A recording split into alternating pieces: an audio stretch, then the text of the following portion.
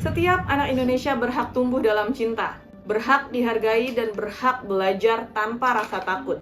Namun bullying masih sering terjadi, baik di sekolah, lingkungan, bahkan di rumah.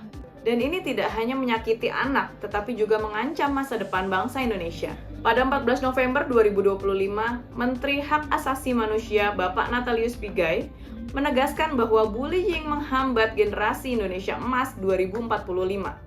Saat ini kita berada di masa penguatan SDM. Generasi muda harus dibentuk menjadi manusia yang bermartabat, beradab, dan memiliki perilaku baik. Psikolog Cassandra Putranto mengingatkan bahwa bullying sering dinormalisasi.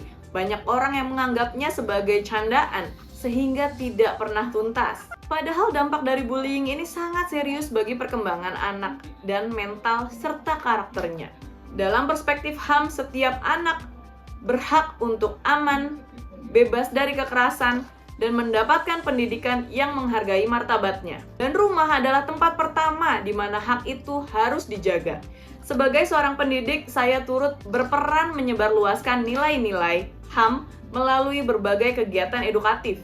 Saya membuat video pembelajaran, mengadakan kelas literasi, dan menyelenggarakan program bersama guru, orang tua, dan masyarakat untuk menanamkan nilai jujur, adil, empati, dan anti kekerasan kepada anak-anak. Saya juga menggunakan media kreatif seperti storytelling, karakter budaya, permainan edukatif, dan kampanye digital agar masyarakat lebih mudah memahami nilai HAM secara inovatif, komunikatif, dan dekat dengan kehidupan sehari-hari.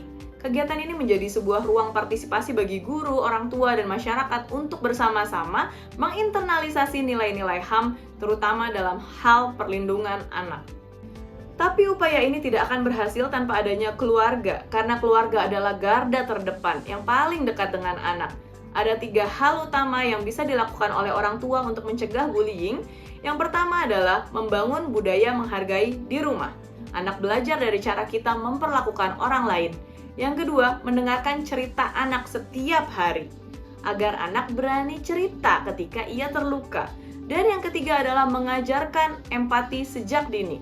Empati adalah kunci mencegah bullying, bahkan ketika tidak ada orang lain yang melihat. Sekolah dan keluarga harus berjalan bersama. Komunikasi terbuka antara guru dan orang tua adalah fondasi. Kita harus satu suara. Tidak ada toleransi terhadap bullying dalam bentuk apapun. Generasi yang kita lindungi saat ini adalah pemimpin Indonesia di masa depan.